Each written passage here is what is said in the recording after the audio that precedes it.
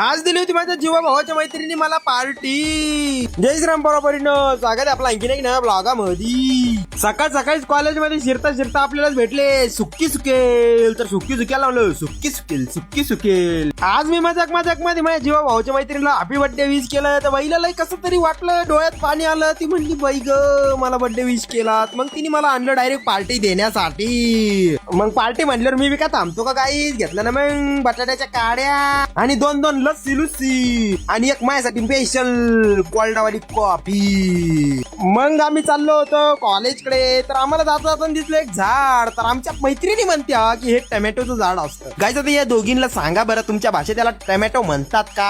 आणि त्यात आमचं सौर्याने घेतलं नाही एक टोमॅटो खाऊ. म्हणतो मी टेस्ट करून सांगतो तुम्हाला कसं आहे. म्हणून मी माझ्या जीवा भावाच्या मैत्रीला कुठं नेत नाही. नॉनसेन्स नुसती आपच घाली ती कुठे गेली तर माई. त्यात मला मी म्हणून राहिले तुम्ही खाऊन घ्या जरसं. नको नको तुम्ही खा. बघतो तुम्हाला एक दोन अंडे काही झालं तर मी खातो, नाहीतर नाही खा. चला काय जायचं करतो मला आता कॉलचं नाही. वडील मम्मी पप्पा त्यांची काळजी घ्या. आणि असं कोणत्या पण झाडाचं काही पण खाऊ नका माहित असल्याशिवाय. आणि चला गाई जय श्रीराम.